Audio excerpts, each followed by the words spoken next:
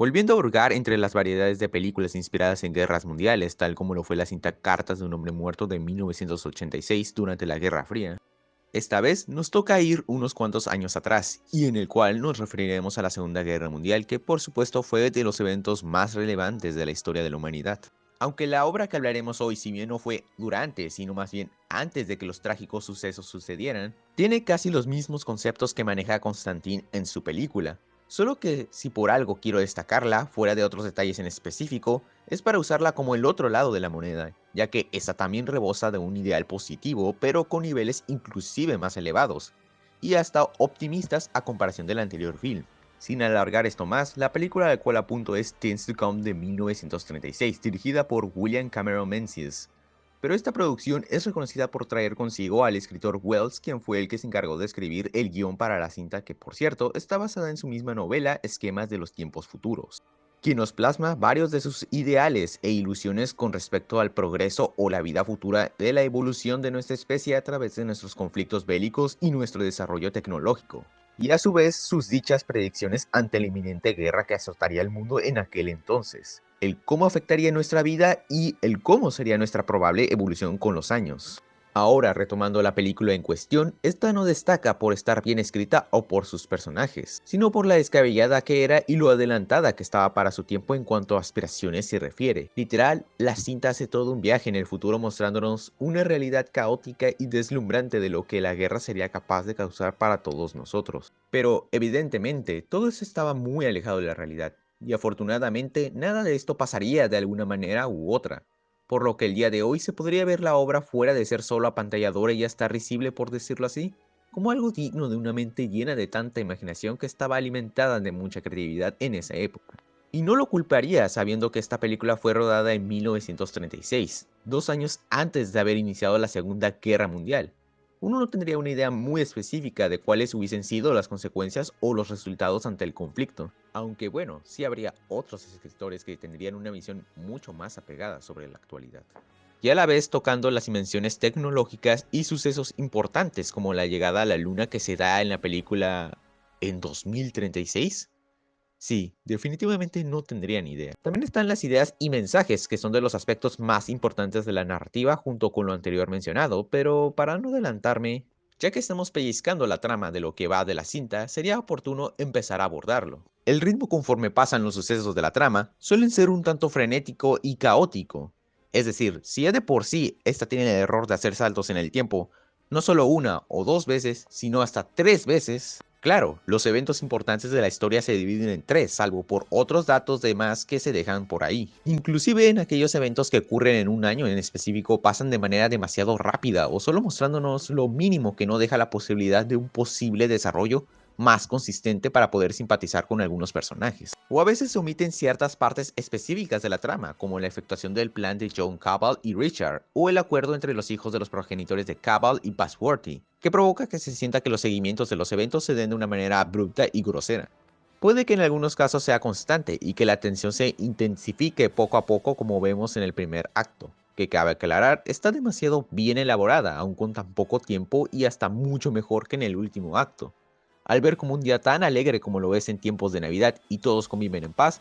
esto se vea perturbado frecuencialmente por la guerra. Pero esto perjudica a tal nivel la ejecución de los sucesos que ocurren en cuantiosos momentos. Con esto me refiero tal como mencioné antes, como la omisión de información, como los supuestos cambios que sufre la sociedad ante la guerra. Se dejarán saber datos específicos o de los más importantes, pero estos solo son presentados por a través de texto, es decir, todo desarrollo eventualmente de notoriedad es solo fuera de pantalla, provocando que algunos de los momentos preestablecidos lleguen a perder importancia y uno no pueda sentir un peso verdadero y ni mucho menos con personajes tan poco explorados, haciendo que los cambios se den de manera artificial y estos se desconecten con los eventos anteriores, pareciendo inclusive que estás en presencia de otro argumento diferente al posteriormente visto. El único momento y año estable con más tiempo de poder ofrecer sus ideas en la historia y que tiene una construcción de eventos un poco más loable sería el que ocurre en el supuesto 1970, ya que este tiene más foco en pantalla y varios de los personajes cuentan con más participación.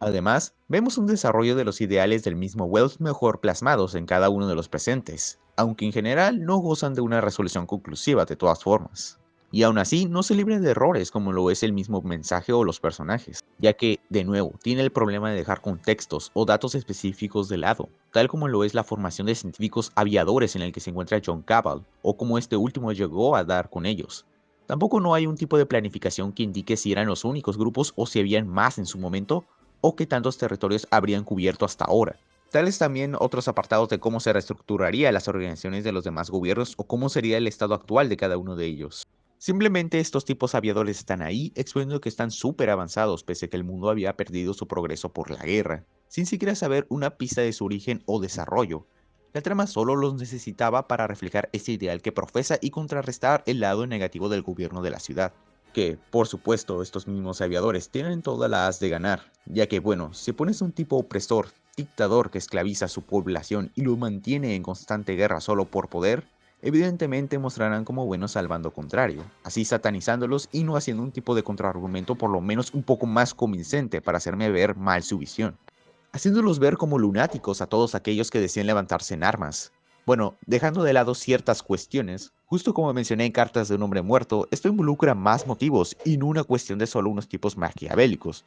ya que al final existe un tipo de fin de todos modos entre ambos bandos. Aunque tampoco es que trate estos sucesos de una manera tan negativa, ya que hasta eso sirve para reflejar de cómo el avance tecnológico de los humanos avanza específicamente si tienen algún tipo de objetivo en común o de gran escala, ya sea dando esa idea de que somos capaces de progresar si tenemos algún destino al cual apuntar. Cosa que se demuestra en el momento en que la ciudad Everytown le urgen tener los aviones para obtener beneficios y un avance ante sus enemigos. Si bien no es que quiera meter la política aquí, la adición de este podría al menos haber hecho mucho más sustancioso y así de alguna manera dar algún tipo de contraste o respuesta ante las ideas descritas por el autor. Hago alusión a esto ya que estas ideas no pueden involucrar o aplicarse exactamente todo tipo de gobierno, por lo que la reducción de ideas basándose solamente entre dos visiones hace que se limite y tenga que ser presentado de una forma básica o literal. Y bueno, ya que menciono tanto el objetivo de la obra en sí, este puede ser inspirador y motivacional, exactamente todo lo que profesa tal como lo es Cartas de un hombre muerto. Es decir, ¿por qué el hombre debería perder el tiempo en destruirse entre sí y fabricando armas en lugar de usar esa sabiduría en construir el mundo ideal para nosotros? Se entiende y se aprecia, en especial por el final de la película en que vemos en su máximo esplendor este mismo concepto. Pero debido a que en el tercer acto todo está en lineal y varios conflictos no tienen mucha exposición o se basan en discursos restregativos más que en una construcción real entre los personajes, es evidente y claro lo que la cinta quiere que entiendas. Pero no todo es malo, porque lo que vemos, fuera de ser ese típico mensaje de no a la guerra, también esta aprovecha de conectarla con el tema del progreso, que le ayuda a tener un lema mucho más interesante e impactante para el oído. Y hay momentos en la trama que dan con ese sentimiento que provoca el lado negativo que genera la especie cuando decide desconcentrarse ante lo que debería ser más importante. Pero al final, si tenemos en cuenta lo anterior mencionado, pues nos queda un mensaje evidentemente igual como otros, solo que este siendo aún más alucinante por lo que se le conoce su estatus, ya que los eventos fantasiosos son lo que realmente le dan ese empoderamiento y se enaltezca por los rumbos que se presume son capaces de llegar los seres humanos. Todos esos mensajes, combinados con el concepto en que se plantean los escenarios, son por eso mismo que el punto se hace mucho más asombroso para nosotros como espectador. Ver cómo la guerra es capaz de llevarnos a la destrucción, mientras que el progreso y la unión a la evolución más elevada a la que jamás podremos imaginar. Y saben, el hecho de tratar esto mismo como el progreso o la evolución de la humanidad como algo incierto o que puede arriesgar nuestras vidas, o incluso volverse inhumano, esto al menos demuestra que el ser humano no podrá tener esa vida utópica que desea, pero si quiere prevalecer tendrá la tarea de evolucionar para su supervivencia y bienestar, haciendo que dichos apartados no la vuelvan una mala película, por lo que se vuelve una vista divertida pero a la vez un tanto pragmática. La narrativa es notoria que es lo más fuerte y relevante en esta película, pero como es predecible, los personajes no lo son tanto.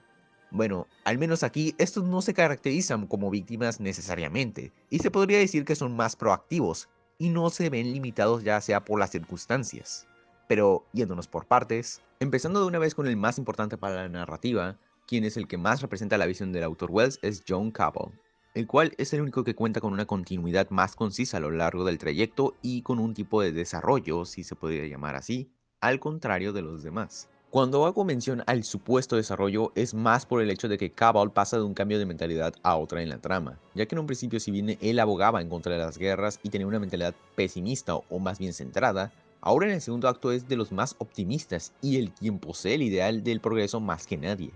Esto podría darse a entender por los rasgos característicos que se dejan ver en el personaje, pero tengan en cuenta de que la película hace un salto en el tiempo en donde uno no sabe de qué fue de John Cabal durante el transcurso de la guerra, por lo que ese tal desarrollo o cambio es de una manera automática y sin mucho peso para la historia o para el mismo John Cabal. Aunque también está el hecho de que esto se concluye con el discurso final que da su descendiente, siendo como una representación y sucesión conclusiva de sus ideas. Pero de todas formas esto no es excusa de su repentino cambio o el nulo trasfondo de este. También apuntando hacia su mentalidad que sufre algunos de los problemas de su personalidad es el hecho de que no posee una profundización o una construcción más estable para notar ese sentimiento que carga el protagonista Cabal, como mencioné dentro de la narrativa con el mensaje del progreso y la negatividad de la guerra, solo para ser otro personaje que solo está para dejar en claro el significado o la propuesta planteada de la cinta en sí. Esto pudo tener más sustancia si el mismo Cabal hubiera tenido más cualidades que lo describieran o algún tipo de pesar de su pasado, es decir, como la pérdida de su esposa e hijos, que por alguna extraña razón no hay algún sentimiento de pérdida o algún recuerdo de su vida a profundidad del pasado, haciendo que se haga más distante ante lo que era, convirtiéndolo en otro tipo de personaje diferente. A lo mejor la intención era decir que uno tiene que dejar el pasado atrás y ver hacia adelante. No lo sé, pero si algo de trasfondo en su psique hubiese sido mucho mejor. Y lamentablemente no hay otro personaje fuera de Cabal al que pueda ser del mismo soporte ante él. Todos sufren de ser personajes complementarios o solo para presentar otras visiones de una manera algo nula o de plano siendo demasiado literales ante lo que se proponen, por lo que no hay mucho que decir sobre ellos. Tienes personajes como Richard, que se puede decir que tiene cierto protagonismo en la historia por ser de aquellos que ve el progreso como algo beneficioso para la humanidad y empieza a creer en ello cuando lo ve en Cabal, haciendo que éste empiece a meter las manos en el asunto. Pero fuera de que el personaje carece de importancia cuando este otro último aparece y opaca tan de pronto a los demás, Richard parece solo ser un reaccionario o un espectador que simplemente hace lo que debe. Todo esto ejecutado de una manera un tanto lineal sin que pueda tener un tipo de desarrollo más significativo en la trama y ni tan siquiera pudo tener una resolución ante su participación más que solo unirse al grupo que profesa sus mismas ideas y aspiraciones. Puede que tenga una caracterización básica y que dé uno que otro diálogo que profundice sus visiones, pero nuevamente es solo un personaje que sirve para ayudar a reforzar el punto de John Cabal. El Dr. Harding también tiene el mismo problema, un científico que se ve abrumado de los resultados de la guerra, y que se siente como el responsable por haber sido parte de uno de los creadores del gas que condenaría el mundo entero, que pronto se conocería como la enfermedad errante, por lo que ahora se ve con la obligación de traer la cura, solo para después ser la víctima del nuevo patrón tirano que se encargaría en su lugar. Y literalmente sería nada más que eso. Si bien me parece bueno el hecho de que el personaje tenga el remordimiento de sus actos efectuados durante la guerra y tenga esa necesidad de ayudar a la humanidad para que luego este mismo se rehúse a crear nuevamente el veneno otorgado por su jefe, representando así los errores de su pasado que busca remediar. Dejan ver una construcción y desarrollo algo mínima en cuanto a su papel, pero la mayoría del tiempo se mantiene fuera de los momentos más cruciales, o mejor dicho aún, su participación es casi nula, por lo que se convierte en un espectador pasivo o como una víctima al igual que los demás, y justo como Richard tampoco tendrá una conclusión ante sus actos. Y también tienes al amante del patrón Roxana, que de nuevo tendrá una personalidad definida, tendrá una profundización en su personaje y dará una que otra participación, pero solo termina siendo igual como Richard, alguien curioso y atraído ante lo desconocido o lo nuevo, y con un fuerte interés ante el progreso y la virtud. Y podría seguir así con otros personajes en cuestión como Passworthy o aquel tipo que alegaba en contra del progreso en el último acto, pero solo tendría los mismos criterios. El único que podría tener el nivel de participación comparado con Cabal sería a lo mejor ya el mencionado patrón, pero ¿saben qué? Incluso los demás colaboradores son más interesantes que él. Sí, será el contraste y la idea opuesta ante lo que aboga el protagonista. Pero eso no quita que su ejecución sea un tanto mediocre y carente de sustancia. Es solo un dictador lunático y avaricioso, con la obsesión de la guerra y de la conquista, siendo la demostración del lado extremo opuesto del progreso, siendo regido ante la necesidad de apoderarse de todos los regímenes y quedarse con todas las posiciones valiosas, dejando al pueblo en la miseria, como si fuese un tipo de gobierno comunista o algo por el estilo. Pero viendo que la idea pudo haber tenido un manejo mucho más convincente o interesante, al final solo es un villano ante los objetivos de Cabal, o alguien que solo da ideas demasiado apresuradas sin ningún tipo de planeación, por lo que su derrota fue demasiado evidente. Lo único que podría sacar de él es aquella personalidad vil y desagradable con gestos muy destacables que denota el actor Ralph Richardson, por lo que el personaje no se vuelve aburrido, sino alguien activo que se ve que al menos intenta mostrarse superior ante los demás. Pero hasta ahí. Tendrá cierto carisma, pero en cuanto a su función deja mucho que desear. Por lo que vemos todo el cast de personajes involucrados solo sirven como herramientas para dar a entender los mensajes presentados en el film con una ejecución algo débil, o por lo menos en el tercer acto. Que, de plano, todos ahí solo parecen estar ahí porque el guión lo demandaba o simplemente necesitábamos algunos cuantos personajes de soporte, tal como la sociedad simplemente reaccionando ante las palabras de un rebelde y todos actuando por inercia.